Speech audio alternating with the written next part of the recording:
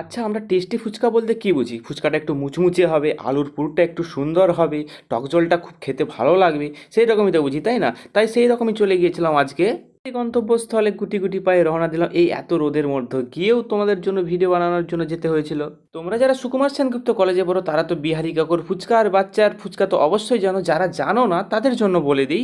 এই যে দেখতে পাচ্ছ, কেশপুর বাস স্ট্যান্ড আর বিডিও অফিসের অপোজিটেই আছে, বুঝতে পারছো?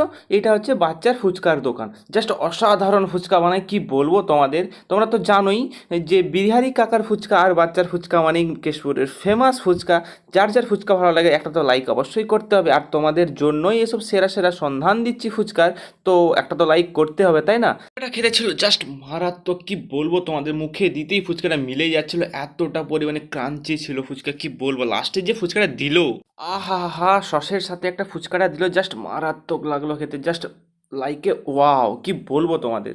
একবার এই বাচ্চার দোকানে ফুচকা একবার ট্রাই করে দেখতেই পারো। ভিডিওটা যদি ভালো লেগে থাকে তো একটা লাইক অবশ্যই করতে হবে। তো গাইস, আজকে চললাম, till then take care, tata.